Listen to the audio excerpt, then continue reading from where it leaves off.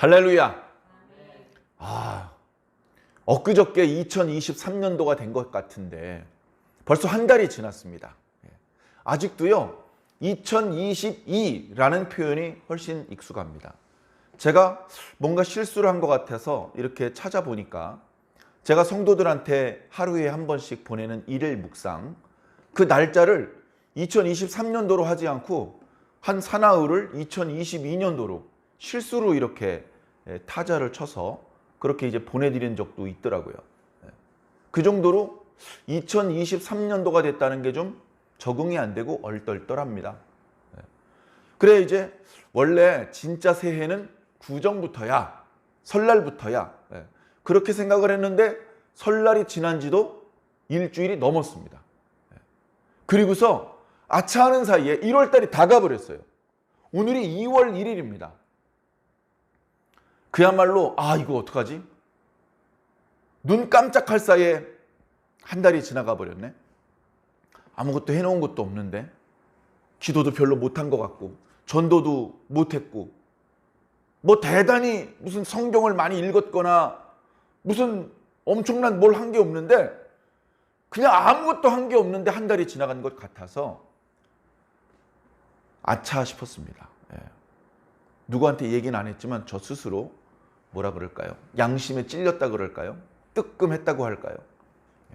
어쨌든 시간이 우리의 의지와 상관없이 계속해서 흐르고 있습니다.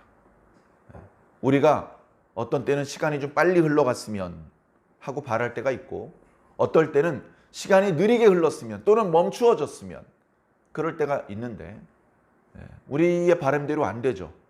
그래서 어떤 때는 시간이 안 가는 것 같고, 어떤 때는 시간이 너무 빨리 가는 것 같은데, 사실은 어떻습니까? 모든 사람에게 동일하게 시간이 흐르고 있습니다. 이걸 또 상대성 이론에 의거해서 시간은 다 상대적인 거다, 이렇게 또 설명할 수도 있겠지만, 우리가 현실 속에서 느끼는 시간은 그렇게 피부로 느낄 수 있을 정도로 차이가 나게 시간이 흐르지 않습니다. 이론상 여러 가지 상황 속에, 특수한 상황 속에서 시간이 다르게 흐른다는 그런 이론이 있는 것을 잘 알고 있습니다만, 시간은 모든 사람에게 동일합니다. 시간이 흘러가는 속도도 동일합니다. 어떤 사람은 23시간이고 하루가, 어떤 사람은 25시간이고, 그렇게 불공평하지 않습니다. 이상합니다. 비슷한 시기에 태어났는데 쟤는 왜 나보다 공부를 잘합니까? 부정행위를 저질렀기 때문입니다. 그렇지 않고요. 그 사람은 태어난 이후에 지금까지의 시간을 너하고 다르게 썼기 때문에 그렇습니다. 네가 핸드폰 보고, 네가 놀고, TV 보고, 늦잠 자고, 게으름 피울 때 쟤는 건강에 안 좋은 걸 삼가, 건강한 거 먹고, 규칙적으로 생활하고, 일찍 자고 일찍 일어나고, 틈틈이 운동하고, 부지런히 공부했어. 그래서 걔는 너보다 피부도 좋고 건강하고 운동도 잘하고 공부도 잘하고. 누구나 그렇게 할 수 있습니다. 그런데 가능성은 누구에게나 열려 있는데, 그죠? 서울대학교에 갈 수밖에 없는 뇌가 따로 있는 게 아니랍니다. 물론 사람들마다 어떤 지능이 다 다르겠죠. 다 다르겠죠. 그러나 가장 지능이 떨어져 보이는 사람도 후천적으로 열심히 노력하면 그 사람도 서울대학교, 스탠퍼드 합격할 수 있답니다. 가능성은 있는 것이죠. 그런데 스스로 피곤해서 안 되겠다. 무료해, 답답해. 좀 쉬었다 해야지. 조금 놀다 해야지. 내가 해서 뭐 되겠어? 이런 어떤 부정적인 생각과 부정적인 행동들이 자꾸 쌓이는 거예요. 자꾸 쌓여서 결국 어떤 학생은 영어 공부를 1만 시간을 넘게 해서 이제 원어민처럼 자유롭게 말하고 들을 수 있는데, 자기는 유치원생처럼 밖에는 말을 못하는 그 상태에서 멈춰버리는 것이죠. 이 말씀을 드리는 것은요, 신앙도 마찬가지이기 때문에 그렇습니다. 신앙도 마찬가지입니다. 물론 신앙에 있어서 하나님의 주권이 절대적입니다. 놀라운 어떤 성령의 능력, 은혜, 어떤 영적인 신비 체험, 이거 내가 하고 싶다고 할 수 있는 게 아닙니다. 나의 간절한 소망이 있다고 할 수 있는 게 아닙니다. 내가 부지런히 뭘 노력을 한다고 할 수 있는 것이 아닙니다. 그냥 하나님께서 일방적으로 주시는 겁니다. 베델과 아이 사이에서 야곱이 길에서 잘 때 꿈에 하나님을 만났죠. 하나님을 만나고 싶어 했습니까? 하나님을 만나기 위해서 뭔가 노력했습니까? 하나님을 만날 수 있게 해주는 어떤 약을 먹었습니까? 전혀 그런 것 아니었습니다. 사실은 하나님을 만날 면목도 없었고 하나님을 만날 아무런 준비가 안 되어 있는 상태였습니다. 그런 상황에 하나님께서 일방적으로 쳐들어오신 것입니다. 하나님께서 언제 오실지 몰라요. 하나님 잠깐만요. 저 준비가 금방 끝납니다. 끝나면 그때 오십시오. 그렇게 우리가 하나님을 조종하고 움직일 수가 없습니다.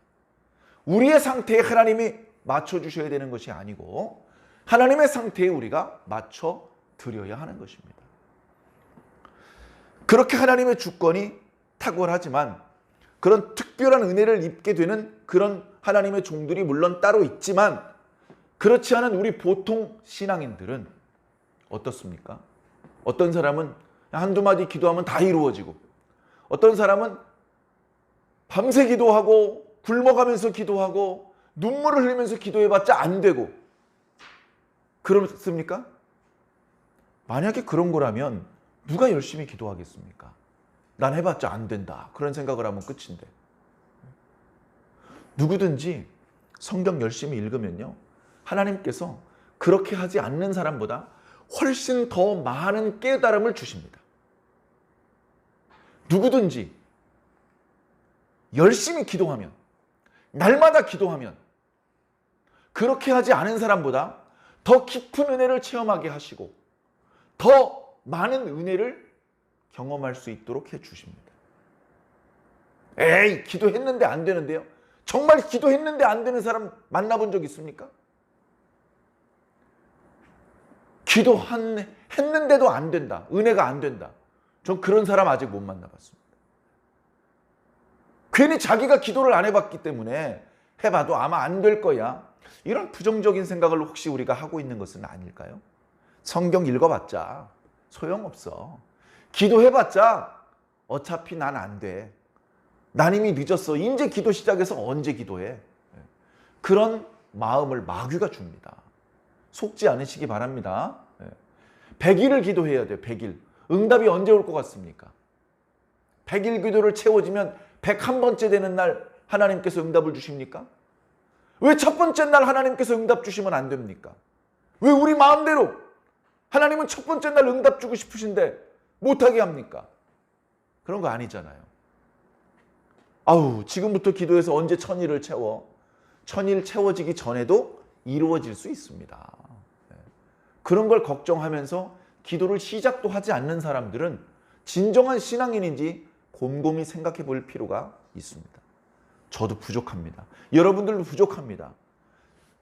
이미 완성되었다는 뜻이 아닙니다. 우리 다 부족합니다. 그러나 부족해도 신앙인이어야죠. 신앙인이지도 못하면 희망이 없는 것이죠. 자, 오늘 2월 첫째 날입니다. 또 수요일이고 저녁에 이렇게 예배를 드리고 있는데 사랑하는 성도 여러분, 오늘 예배도 무의미하게 그냥 무의미하게 지나가 버리는 그런 예배가 아니고 오늘 하나님께서 허락해 주시는 말씀이 누군가에게는 큰 위로가 되고 누군가에게는 어떡하지? 큰일 났네. 이거 도대체 어떻게 될지 모르겠네. 그런 답답한 사람에게 응답, 해답이 되고 어떤 죽어가는 사람에게는 살아나는 그런 능력이 되는 그런 말씀이 되기를 간절히 소망합니다. 그게 저와 여러분들 이 자리에 있는 여러분들에게 해당될 수도 있고요. 우리는 해당 사항이 없고 전혀 엉뚱한 사람이 이 영상을 보고 은혜를 받게 될지도 모릅니다.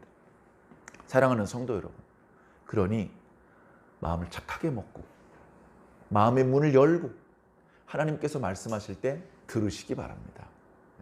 엄마가 주는 음식이라고 항상 맛있진 않잖아요. 심심한 음식도 있지 않습니까? 엄마가 항상 자극적으로 짜고 달고 그런 것만 해주셔야 되는 건 아니잖아요. 그런 음식도 필요한 겁니다. 어떤 내가 집중하고 말씀을 들었는데 역시 심심한 말씀이었어. 불평하지 마시고 그 심심한 말씀도 하나님의 말씀이고 나한테 필요한 말씀입니다. 그렇게 믿고 말씀을 들으시기를 부탁을 드립니다. 자, 지난 시간에 우리 신앙의 여정에 대해서 말씀을 드렸습니다. 이스라엘 백성들이 마치 애굽에서 나와서 광야 40년이라는 기간이 있었죠. 애굽에서는 400년 있었고요. 그리고 나서 이제 가나안으로 들어갔습니다. 이 홍해를 건넜고 여기 요단강을 건넜다. 이제 그런 말씀을 드렸어요. 그런데 똑같지는 않습니다만 거의 유사하게 우리가 믿기 전에 세상이 있었어요. 세상이 무슨 뜻이야? 성경에 세상이라는 표현이 많이 나오거든요. 우리도 세상에 있었대. 그럼 지금은 세상에 있는 게 아닌가? 세상, this world. 우리도 지금도 이 세상에 있는 거잖아요. 근데 세상이라고 표현을 하면 어떤 뜻이냐면 하나님께서 불쌍하게 생각하지 않는 그런 사람들의 모임, 그걸 세상이라고 말하는 겁니다. 그런데 세상에는 하나님의 구원이 없어요. 하나님은 세상을 향하여 뭐 이렇게 좋은 걸 주시지 않아요. 세상에 하나님의 백성들이 있어요. 그러면 그 백성들만 이렇게 찝어내십니다. 골라내시는 거예요. 그래서 하나님의 백성들만 모아놓고 그들에게 진짜 좋은 걸 주세요. 그들에게 진짜 좋은 걸 주시고 그게 흘러 넘쳐서 세상으로도 일부 갑니다. 그러면 세상에서 야, 하나님께서 주시는 거 좋은 거네 하면서 하나님께 더 가까이 나오는 사람들이 나타날 수도 있겠죠. 자, 세상에 우리가 있었습니다. 전에는 우리가 예수님 몰랐어요. 하나님도 몰랐어요. 하나님을 기쁘시게 할 생각도 못했어요. 그러니 항상 하나님 속삭이는 일만 하며 살았겠네요. 죄인으로 살았겠네요. 죄만 짓고 살았겠네요. 맞아요. 그런데 어느 순간 하나님께서 우리를 교회로 불러주셨습니다. 교회는 천국은 아닙니다. 천국 아니에요. 그런데 우리가 세상에 있다가 하나님의 부르심을 받았어. 야, 너는 거기 있으면 안 돼. 거기 계속 있으면 나중에 불이 쏟아지는데 그럼 너 죽어. 거기 있지 말고 나와. 살려면 나와. 해가지고 하나님께서 우리를 불러서 우리가 거기서 나오는데 나오자마자 천국으로 가는 건 아니란 말입니다. 세상에서 나오자마자 천국에 가는 게 아니고 먼저 교회에 있어요. 애굽에서 나오자마자 가나안으로 가는 것이 아니고 먼저 광야에 있었지 않습니까?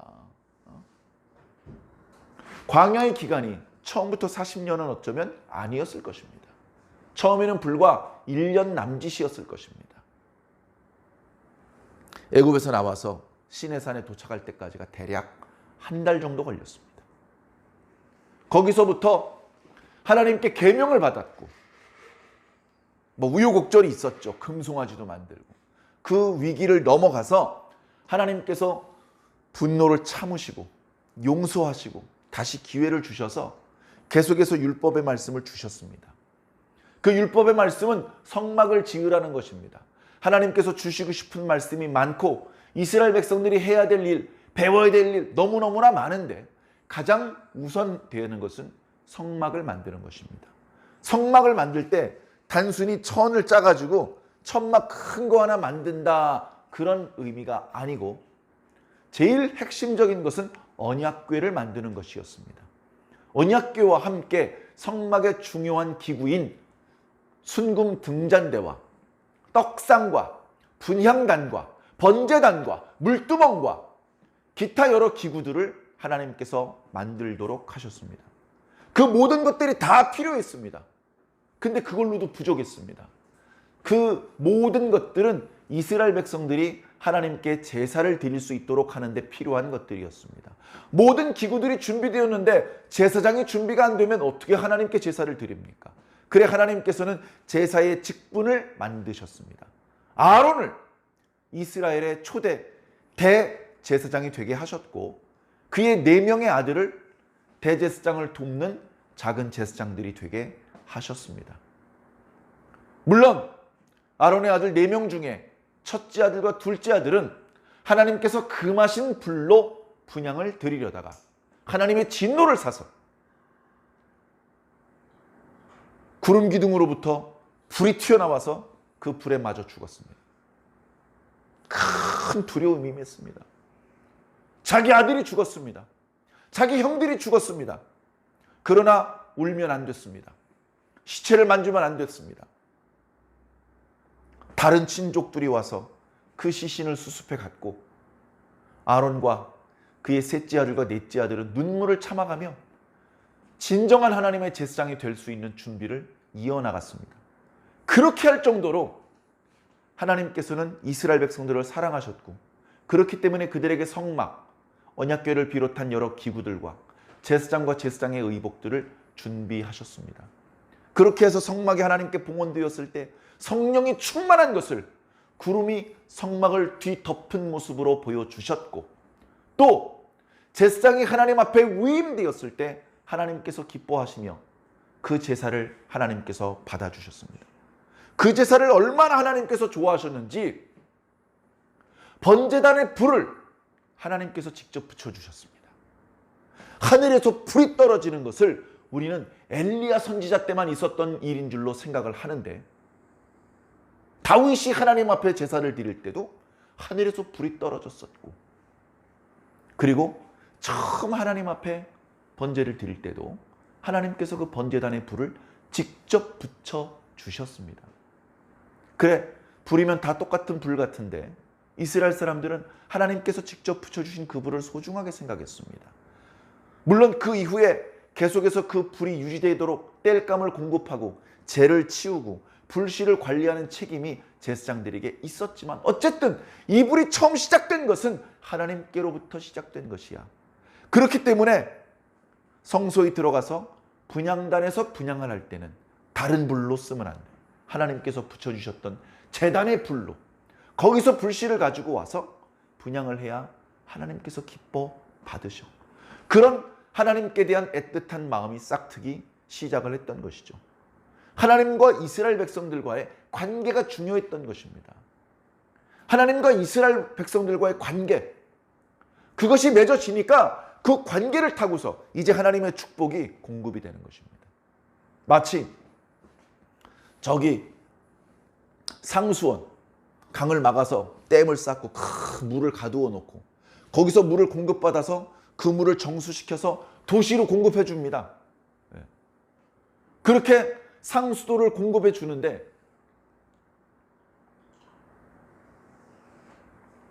그 물이 공급되는 것이 아무리 물이 충분하고 정수를 잘 시켰어도 그 상수원으로부터 우리 집 수도꼭지까지 관이 연결되어 있지 않으면 나는 물을 못 먹는 거예요.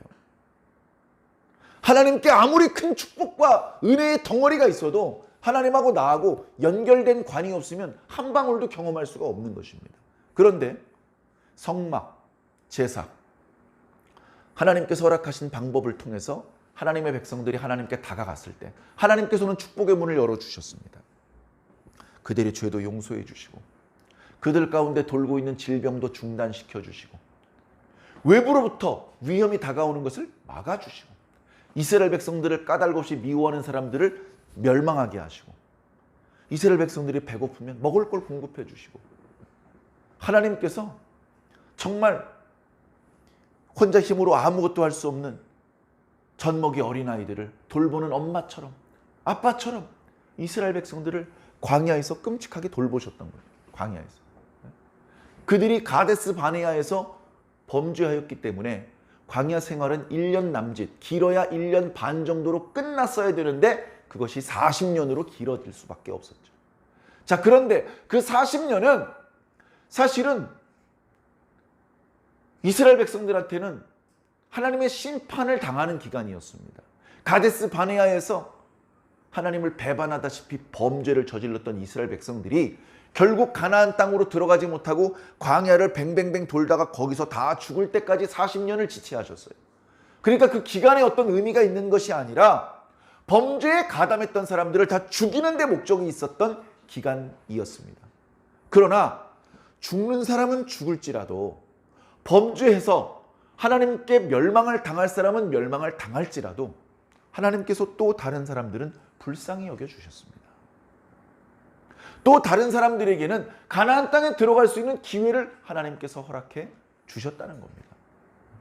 그래서 그 가나안 땅에 나중에 들어가야 되는 사람들을 위해서는 전에 그랬던 것처럼 젖먹이 어린애를 극진히 돌보는 엄마 아빠처럼 하나님께서 계속해서 이스라엘 백성들을 돌봐주고 계셨다는 겁니다. 그래 이 광야는 하나님의 두려운 심판이 역사되는 곳이기도 하지만 하나님의 자비와 사랑이 넘치는 곳이기도 합니다. 근데 교회가 그래요. 지금 우리 교회잖아요. 우리 교회도 완주중앙교회. 그죠? 이 교회라는 이름을 저 이단 놈들도 갖다 써먹어서 상당히 불편하고 불쾌한 경우도 있습니다만 어쨌든 교회라는 것은 하나님께서 만드신 기구입니다. 흔히 말하죠. 하나님께서 만드신 기구, 가정과 교회입니다. 그걸 무너뜨리려고 마귀는 여러 가지 방법을 씁니다. 가정을 무너뜨리려고 하고 교회를 넘어뜨리려고 합니다. 절대 넘어지면 안 됩니다. 가정과 교회를 넘어지지 않도록 버텨주는 것이 바로 성경 말씀입니다. 그 성경의 권위를 우스꽝스러운 것으로 만들려고 하는 것이 마귀입니다. 속지 않으시기 바랍니다. 우리가 지금 교회 다니고 있는데요. 이 교회는요, 무서운 곳입니다. 무서운 곳이에요. 천국에 들어가면 안 되는 사람이 떨어져 나갈 때까지 계속 환난이 연속되는 곳입니다. 천국에 들어가면 안 되는 사람이 떨어져 나갈 때까지 계속 환난이 계속된다고요. 마치 퀴즈를 할 때에 이렇게 보니까 먹으면 안 되는 게 아직도 여기 있어요. 그게 나가 떨어질 때까지 계속 퀴즈를 멈추지 않을 거 아닙니까? 두려운 곳입니다. 그러나 동시에 천국에 가야 될 사람들에게는 하나님께서 아무 아낌없이 전폭적인 지원을 해주시는 곳이 바로 교회입니다. 하나님께서 모든 사람을 다 똑같이 사랑하시는 게 아닙니다. 생물과 무생물, 동물과 식물, 모든 만물을 똑같이 사랑하시는 게 아닙니다. 이걸 인정하지 못하는 그런 분들도 있어요. 어떤 분은 이렇게 가르치더라고요. 죄 지어도 우리가 회개하면 무조건 하나님은 용서해 줄 수밖에 없습니다. 이렇게 가르치는 놈들도 있어요. 또 이렇게 가르치는 분들도 있습니다.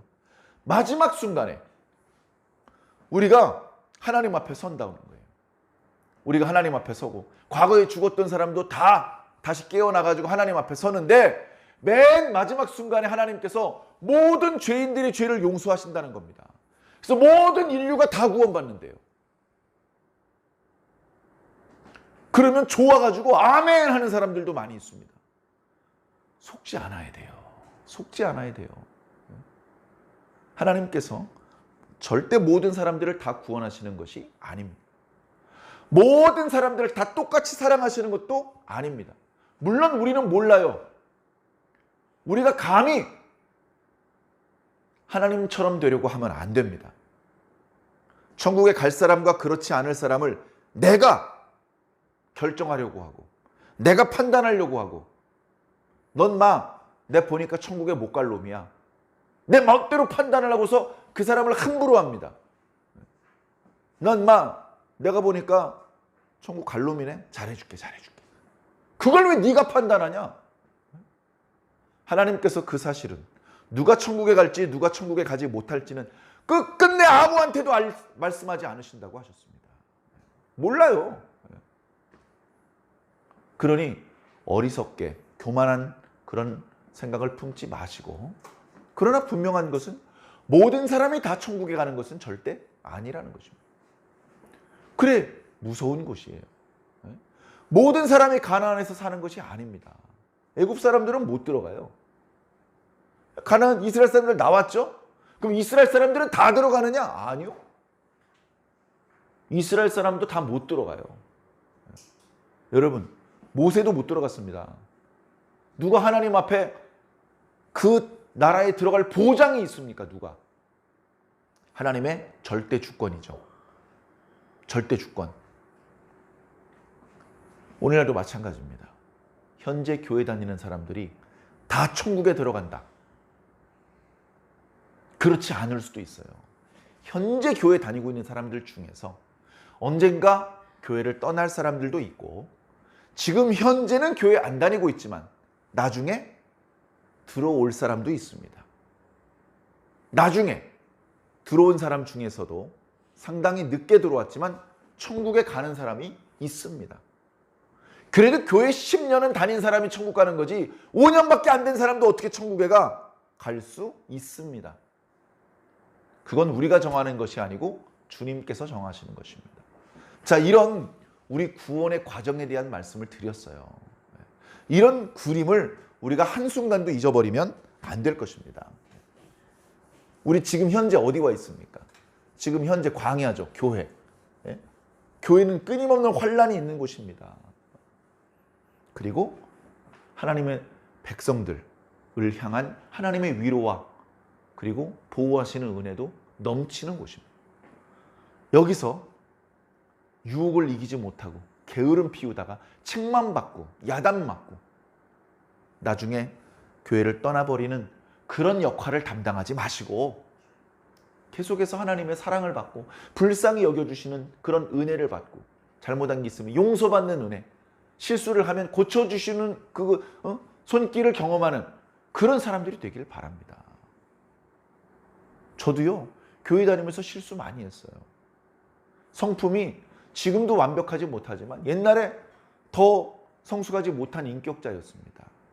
그러다 보니까 말로 많이 이 사람 저 사람 상처 주었습니다. 예배 시간에 좋은 적도 많이 있습니다. 저도 교회 다니면서 왜 실수가 없었겠습니까? 근데 그런 실수 때문에 교회를 떠나버리고 하나님께 벼락맞을 죽고 그게 아니에요. 제가 실수한 거 하나님께서 모르실까요? 제 실수가 좀 가벼우니까 눈 감아 주신 건가요? 다 알고 계세요. 다 알고 계셔요. 용서해 주시고 더 실수하지 않도록 고쳐주시고 뭔가 철들게 하시고 깨닫게 해주시고 실수하지 않을 수 있는 힘을 주시고 그래가지고 지금 여기까지 온 겁니다. 제 힘으로 온 게 아니에요. 여러분들도 마찬가지입니다. 여러분들이 겸손하게 주님의 옷자락을 놓지 않으면 주님께서는 여러분들 포기하지 않으실 것입니다.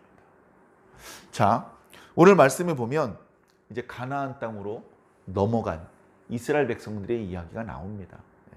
자, 지금까지 어떻게 보면 준비를 했죠. 자, 지금 여호수아 말씀이잖아. 여호수아 1장에 뭘 준비했습니까? 여호수아 1장에 보니까 하나님께서 명령을 내리십니다.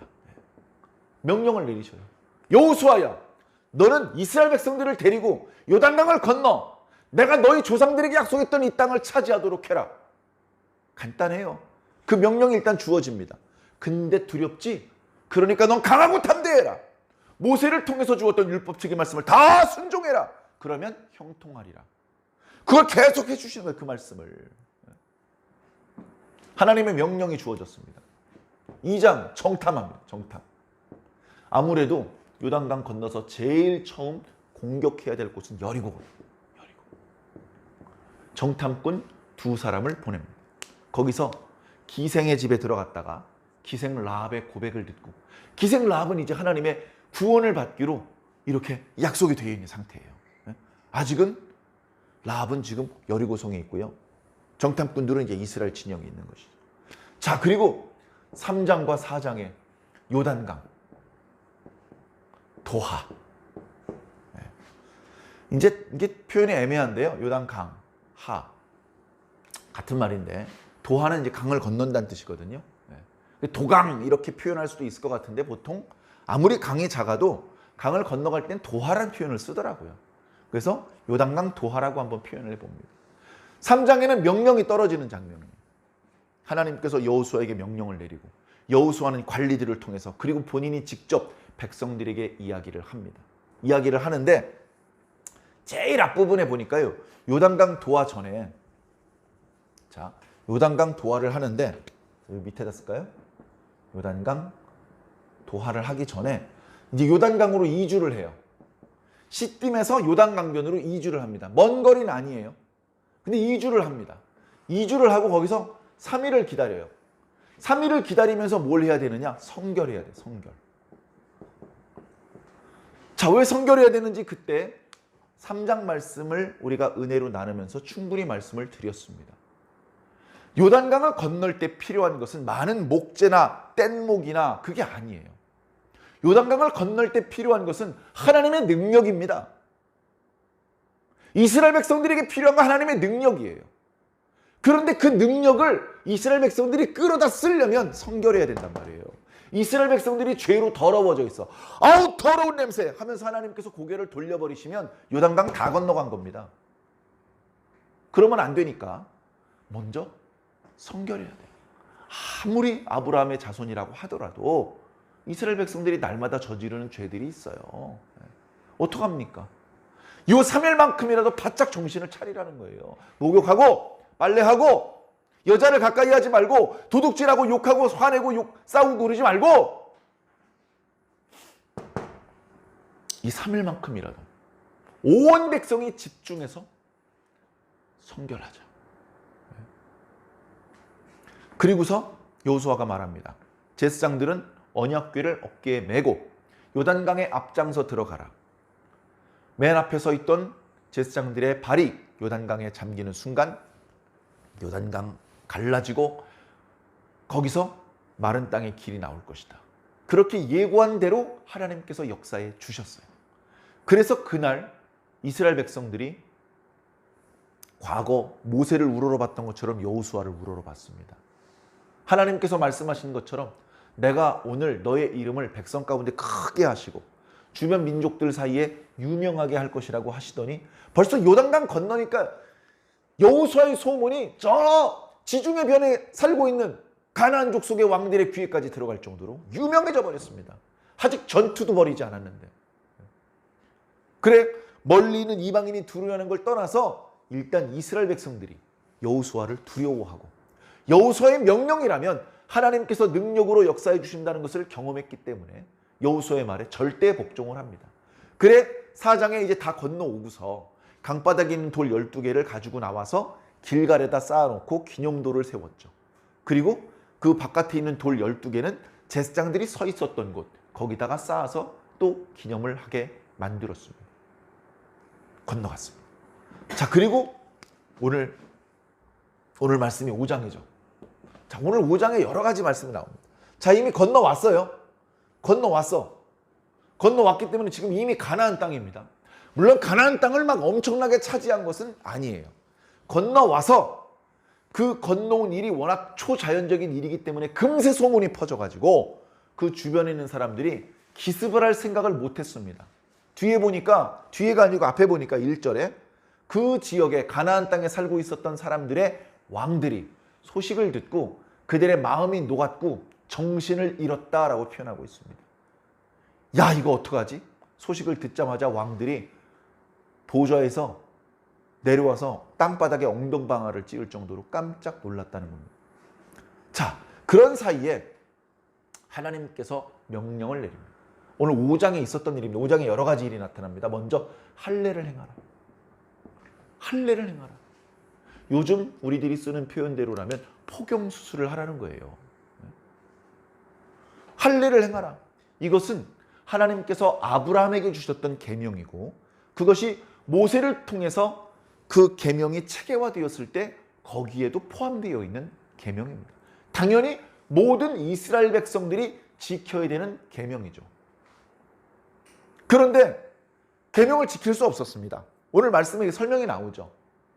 오늘 말씀 4절에 보니까 여호수아가 할례를 시행한 까닭은 당연히 하나님께서 명령하셨기 때문에 한 것인데 할례를 과거에 이스라엘 백성들이 할례를 받았는데 그런데 광야를 행군하는 40년 동안에는 할례를 받지 못했어요. 할례를 받으면요 최소 일주일에서 길면 한 달 동안은요 행군 못합니다.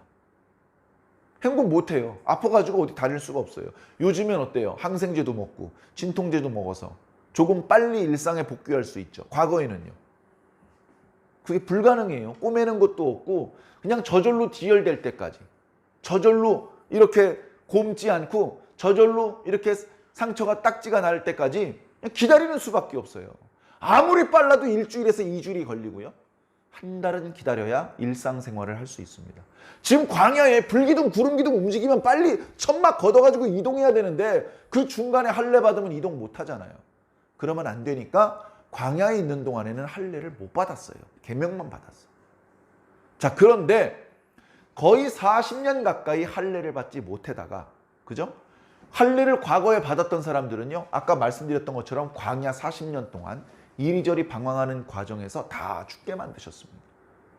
그걸로 이스라엘 민족의 씨를 말리신 것이 아니고 광야에서 새롭게 태어난 사람들이 있죠. 그 사람들을 데리고 이제 가나안 땅에 건너온 거예요. 건너온 건데 그 사람들은 특징이 할례를 못 받았다고요.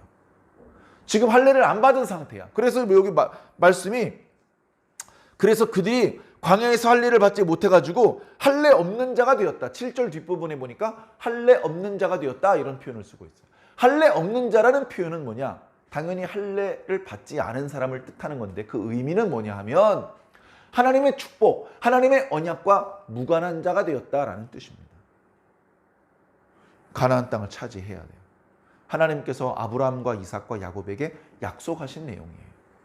그 약속을 아브라함과 이삭과 야곱은 누리지 못했어요. 근데 400년 이후에 지금 광야, 요단강 건넌 이 사람들이 그걸 누려야 되는 거예요. 누리려면 어떻게 해야 됩니까? 할례를 받아야 돼요. 할례 못 받았니? 넌 해당 사항 없어. 너 나가. 이렇게 되는 거예요. 그래, 할례를 받지 않은 사람이 태반이에요, 지금. 오히려 할례를 받은 사람이 더 적어. 지금 요단강 건넌 사람들 중에는. 그러면 말로만 이스라엘이지. 모세가 죽기 전에 모압 광야에서 열변을 토했지만 그들이 말로는 하나님과 언약을 맺었지만 말로만 맺었지 서류만 받았지 도장은 아직 안 찍은 상태라는 거예요. 할례까지 받아야 진정한 언약 백성이라는 거예요. 이건 오늘 우리들이 그대로 따라할 필요는 없는 내용입니다. 그러나 과거엔 하나님께서 이 문제를 중요하게 생각하셨어요. 그러다 보니까 하나님께서 여호수아에게 직접 명령을 내리신 겁니다. 명령을 내리신 거예요. 야,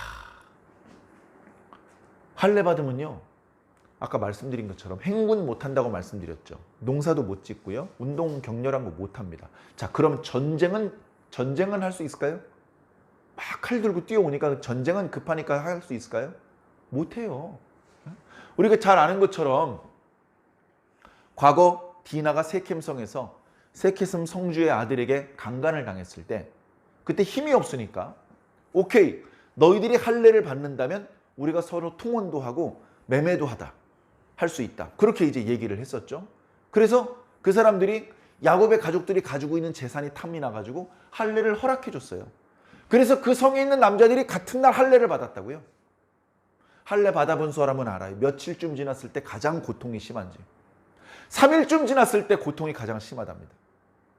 그날 시므온과 레위가 몇몇 사람들을 데리고 칼 들고 가서 세켐성에 있는 남자들을 다 쳐 죽였어요. 몇 사람 안 왔는데 세켐성에 그렇게 많은 남자들이 있었는데 한 명도 일어나서 싸우지 못했어요. 그냥 들어 누워서 휘두르는 칼에 맞아 다 죽었단 말이에요. 그 정도로 할례를 맞으면 전투력 상실이에요. 자, 요단강을 건너왔지. 요단강은 건너왔어요. 여기 있어요, 지금. 근데 여기 가나안 민족들이 기스불에 오면 여기서 할례를 받은 상태에서 전투에 임할 수도 없고 다시 요단강을 건너 도망갈 수도 없고 다 몰살되는 겁니다. 그러니까 할례를 받을 거면 이쪽에서 안전한 곳에 요단강을 건너서 가나안 족속들이 건너올 수 없는 이 안전한 곳에서 할례 다 끝나고 건너왔어야죠. 인간적인 생각으로는 그렇죠. 그죠? 이때 할례 얘기를 안 하시다가 건너오니까 하나님께서 할례 받으라고 말씀을 하시는 거예요. 이스라엘 백성들 중에 할례 안 받은 사람도 있습니다. 이때. 예를 들면 여호수아는 안 받았죠. 여호수아는 옛날에 받았잖아요. 그리고 광야에서 안 죽은 사람이잖아요. 갈렙도 그렇고. 많은 숫자는 아니지만 이날 할례를 안 받은 남자들도 일부 있어요. 그러나 대부분은 할례를 받은 상태이기 때문에 만약에 가나안 족속들이 기습을 해온다면 소수만 오더라도 큰 피해를 볼 수밖에 없는 상황입니다. 그런데 어떻게 했다고요? 기습 안 해와요. 기습을 안 해온다고요. 요즘 새벽 예배 때 이스라엘의 언약궤가 블레셋 사람들한테 빼앗긴 말씀을 드렸죠. 이스라엘 백성들은요, 전열을 가다듬어서 그 언약궤를 되찾아올 수 있는 특공대를 보낼 그런 힘이 없었어요. 언약궤를 뺏기는 과정에서 하나님의 이름이 얼마나 땅바닥에 떨어졌습니까? 그러나 그 실추된 하나님의 명예를 이스라엘 백성들은 다시 회복시켜 드릴 수 없었어요. 그런데 하나님의 명예는 하나님께서 스스로 지키셨습니다.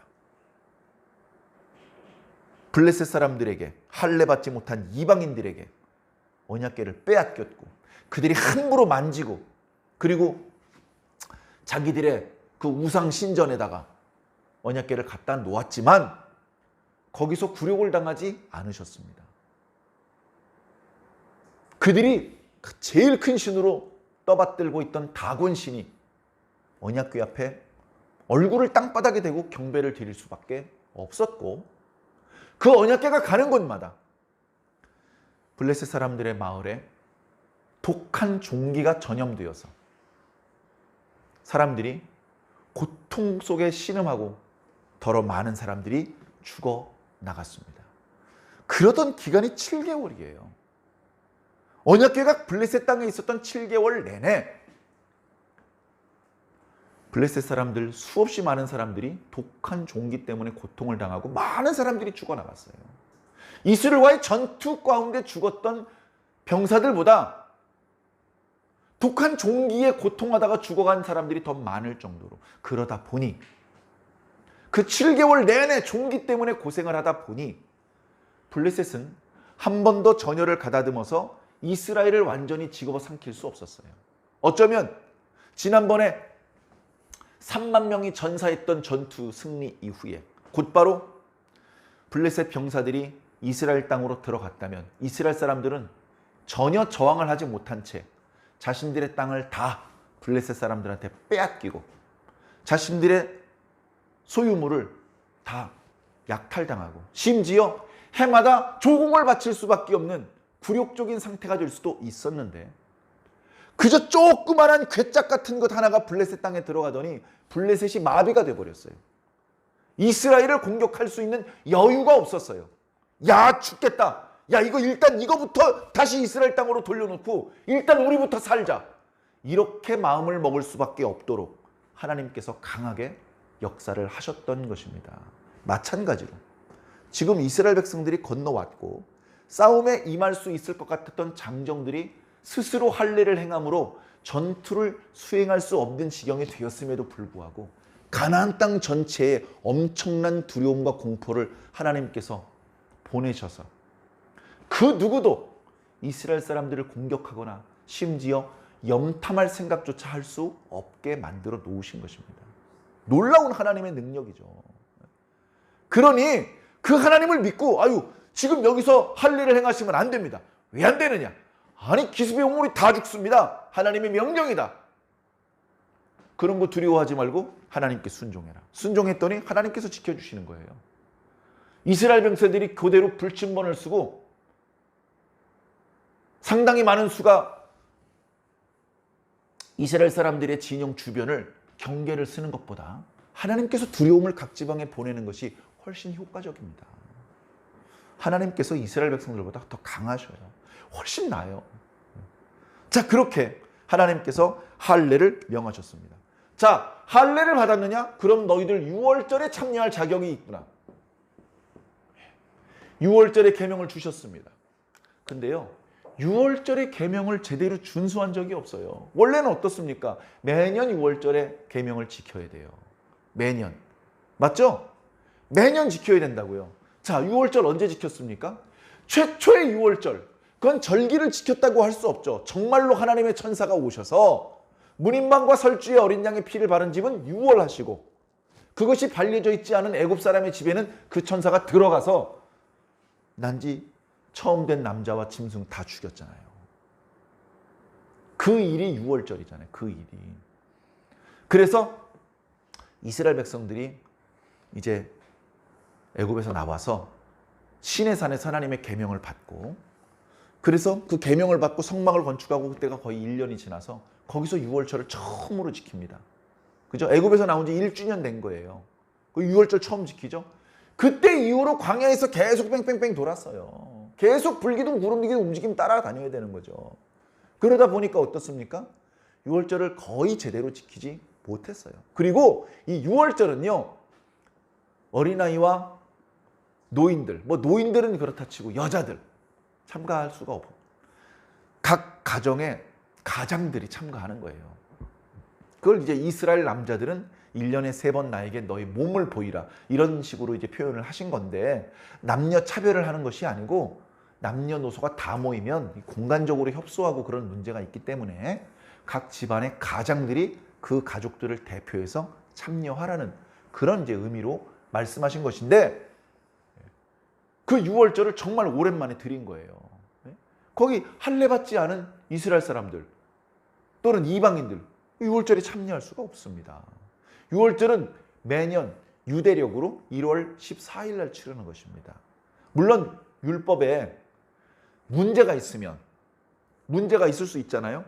그 기간이 전쟁 기간일 수도 있고 전염병이 돌 수도 있고 아니면 많은 백성들이 동시에 부정해지는 어떤 사고가 날 수도 있고, 그런 문제가 생길 경우에는 2월 14일에 드릴 수도 있도록 그렇게 계명이 있었습니다. 그래서 이제 1월 14일이 돼가지고 6월절 지킨 거예요. 1월 10일 날 강 건너서 1월 14일 날 6월절 지킨 겁니다. 6월 14일 날 6월절 지키니까요, 만나가 끊어졌어요. 40년 동안 먹었던 만나가 드디어 끊어졌어요. 만나가 언제 내리기 시작했습니까?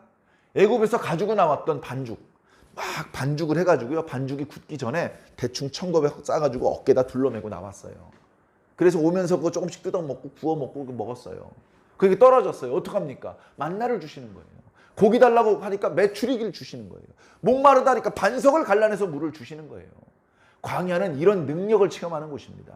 교회도 마찬가지입니다. 하나님께서 공급해 주십니다. 자, 그랬는데 그 만나와 메추라기, 이런 어떤 놀라운 하나님의 은혜가 이제 가나안 땅으로 건너왔잖아요. 건너와서 이 땅의 소산물을 이제 걷어다 먹습니다. 그걸 먹기 시작하면서 만나는 이제 끝납니다. 정말 신기하죠. 좀 섭섭했을지도 몰라요. 막 일하고 돌아다니고 땀 흘리고 이런 거 안 해도 그냥 걷어다 바로 먹을 수 있었는데, 아쉬웠는지도 모릅니다. 그동안 그게 얼마나 큰 하나님의 은혜였는지, 그것 때문에 얼마나 편리했는지 제대로 감사도 못했는데 만나가 끊어져 버렸어요. 만나가 끊어졌습니다. 그리고 나서 이제 다들 할례를 받느라고 그 상처가 치료되기까지 이제 기다리던 중에 여호수아는 이제 그런 상처의 고통이 없으니까 몇몇 사람을 데리고 아마 여호수아가 이제 바로 앞에 있는 여호수아가 이제 여리고를 정탐하러 갑니다. 여리고가 약간 언덕배기에 이렇게 있거든요. 그러니까 아주 가까이는 못 갔을 거예요. 근처까지 갑니다. 그러면서 대략 이스라엘 군대가 지나갈 길들을 보는 것이죠. 아이고, 여기는 움푹 패인 곳이 있으니까 안 되겠네. 이쪽을 통해서 가야 되겠군. 이런 것들을 이제 생각을 한 것이겠죠. 그래서 여리고성을 보면서 어떻게 전투를 해야 될지 마음속으로 구상을 하고 있는데 갑자기 저쪽에 어떤 사람이 자기를 쳐다보는 게 느껴집니다. 어이구, 이 사람 언제 여기 왔지? 이렇게 가까이 올 때까지 내가 못 느꼈네? 깜짝 놀라서 이렇게 얘기를 했습니다. 넌 우리 편이냐 저놈이냐? 저쪽 편이냐? 당당하죠? 상당히 두려웠을 수도 있는데 깜짝 놀랄 수도 있었는데 그래도 여호수아가 하나님의 능력을 체험해서 그랬는지 뭔가 담대한 그런 모습이 엿보였습니다. 너는 우리 편이냐 저쪽 편이냐? 그 사람이 얘기합니다. 그게 아니다. 난 하나님의 군대 장군이다. 나는 여기 놀러 온 게 아니다. 하나님께서 보내셔서 왔다. 하나님께서 군대 대장을 왜 여리고성 앞으로 보냈을까요? 간단하잖아요. 여호수아 도와주고 이스라엘 군대 대신 싸워주시려고. 그죠? 군대 대장이 왔다는 건 뭡니까? 승리한다는 얘기입니다. 승리한다는 얘기. 어떻게 보면 이 군대 대장이라고 표현되는 하나님의 천사죠. 어떤 분은 이 예수님이라고 말씀하시는 분도 있는데 뭐 그 중요하지 않습니다. 어쨌든 하나님께서 지금 역사하신다는 거예요. 바로 이것이 필요했거든요. 자, 지금 왜 할례를 받습니까? 왜 유월절을 행합니까? 이것을 하는 이유가 뭡니까? 이거를. 지금 오히려 전투에는 더 불리할 수도 있다는 말씀을 드렸어요. 근데도 불구하고 저것을 명하셨어요. 그리고 그것을 행했습니다. 이것을 했더니 전투할 수 없는 상태가 됐어요. 통증 때문에. 그것을 했더니 만나가 끊어져 버렸어요. 더 상황이 불리해졌습니다. 근데도 해야 돼요. 왜? 이거는 이 요단강을 건너기 전에 성결하라고 명령했던 것과 똑같은 이유예요. 자, 요단강을 건널 때 뭐가 필요하다고 말씀드렸습니까? 하나님의 능력이 필요합니다. 그래서 그 능력으로 요단강을 건너왔죠? 이제 건너와서 이제부터 뭐가 필요합니까? 이제부터 여리고성 사람들과 싸워야 되고 아이성 사람들과 싸워야 되고 북쪽으로 올라가서 저 위에 하솔까지 남쪽으로 내려와서 저 밑에 돌아다니면서 동서남북 동정서벌을 해야 되는데 뭐가 필요합니까? 하나님의 능력이 필요해요. 하나님의 능력이 필요하면 우리 하나님의 백성들은 어떤 상태에 이어야 합니까? 성결한 상태에 이어야 돼요. 그래서 할례를 받고 유월절을 준수한 것이에요. 하나님 보시옵소서. 우리가 여러 가지로 전략적으로 오히려 불리해질 수도 있는데 우리는 하나님과의 관계가 우선입니다. 우리는 하나님의 능력이 필요합니다. 우리는 가나안 사람들을 두려워하지 않고 오직 하나님만을 경외합니다. 그렇게 하나님과의 관계가 개선이 될 때 그 관계의 파이프라인을 타고 하나님의 능력이 건너오는 겁니다. 성결해야 되는 것이죠. 그래서 어떻게 보면 이런 모습을 하나님께서 다 보시고 군대 대장을 보내신 거예요. 군대 대장 가라. 내가 기분이 좋아. 너 가서 이스라엘 도와줘. 알겠습니다. 혼자 왔겠습니까? 하늘의 군대를 데리고 와서 도와주는 겁니다. 하나님의 군대가 싸워주시는 겁니다. 목사님 뻥치시면 안 돼요. 금방 탄론할 텐데 6장 읽어보세요. 사람이 싸운 건지 하나님께서 싸운 건지. 다음 주 수요일 저녁에 묵상을 하게 되겠습니다만 이제 6장부터 본격적인 가나안 정복 전쟁을 치르게 됩니다. 6장과 7장 그리고 8장에 이르기까지 가나안 땅의 중간 부분에 해당되는 여리고성과 아이성을 공격하는 이야기가 나옵니다. 그걸 여호수아서에서 아주 중요하게 다루고 있어요. 이스라엘 백성들이 빼앗은 성읍은요 2개가 아닙니다. 수십 개의 성읍을 빼앗았어요. 그들이 멱살 잡고 무릎 꿇린 왕이 30명이 넘어요. 그런데 그 왕들과 어떻게 싸우는지 다 설명이 없어요. 그런데 여리고와 아이성에 대해서는 아주 자세하게 기록하고 있습니다. 왜? 어떻게 전투할 때 승리하는지, 어떻게 전투할 때 패배하는지 샘플로 보여주시는 거예요. 우리는 이것을요 돋보기 들고 자세히 봐야 됩니다. 그래서 우리들의 신앙의 모습 속에 아이성을 전투할 때처럼 실패하고 패배하는 일이 나타나지 않고 여리고성을 점령했을 때처럼 성공하고 승리하는 모습이 나타나야 할 것입니다. 그런 하나님의 놀라운 은혜를 체험하기 위해 지금까지 준비해 온 것입니다. 오늘 우리들은 무엇을 준비해야 될까요? 우리는 하나님 나라 들어가기를 준비하는 사람들입니다. 하나님과의 관계가 개선되어야 합니다. 여호수아가 그러십니까? 땅에 엎드렸습니다. 제가 뭘 하면 되겠습니까? 네가 서 있는 곳은 거룩한 곳이니 신발을 벗도록 하여라. 그 뒷이야기는 아쉽지만 나타나지 않습니다. 네가 선 곳은 거룩한 곳이니 신발을 벗으라는 말씀은 하나님께서 모세를 처음 부르셨을 때 하셨던 말씀입니다. 그 말씀은 하나님께서 그 사람과 함께 하실 때 하시는 말씀입니다. 그 말씀은 그 사람이 서 있는 곳에 하나님께서 임재하고 계실 때 하시는 말씀입니다. 여호수아여, 네가 가는 곳에 하나님도 같이 간다. 두려워하지 마라. 그런 의미들이 담겨져 있는 말씀입니다. 이 말씀을 우리도 들었으면 좋겠습니다. 김원상 목사, 예, 말씀하시옵소서. 자네가 서 있는 곳은 거룩한 곳이네. 신발을 벗도록 하게. 그 신발이 이런 신발은 아니겠죠. 그러나 내가 위치한 그곳에 하나님께서도 임재하고 계시다는 것을 느끼고 두려워하고 정신을 바짝 차리고 자신에게 주어져 있는 역할과 사명을 감당해야 될 것입니다. 그렇게 할 때 우리는 하나님의 나라에도 갈 수 있을 것입니다. 유월절 어린 양의 피, 예수 그리스도를 상징하죠. 물론 이것의 의미를 지나치게 또는 왜곡되게 생각해서 하나님의 교회라는 이단에서는 지금도 유월절을 지키고 있습니다. 하나님께서 절기 지키시는 것을 좋아하세요. 지금 대부분의 장로교, 감리교, 성결교 다 이단입니다. 우리만 진리입니다. 왜? 너희들은 절기를 안 지키잖아. 우리는 지킵니다. 뭘 지킵니까? 우리 유월절도 지키고 오순절도 지키고 초막절도 지킵니다. 그러면서 자신들만 제대로 하나님 말씀에 순종한다고 그렇게 또 생각하고 있어요. 그 말씀을 드리려면 또 시간이 많이 지나갈 것 같으니까 다음 기회로 미루고, 어쨌든 우리가 하나님 나라 가기 위해서는요, 예수 그리스도의 보혈이 필요합니다. 그걸 생략할 수가 없어요. 아무리 우리가 나름대로 고군분투하는 면이 있지만 예수님께서 우리를 위해서 해주신 것보다는 너무나 작은 것뿐입니다.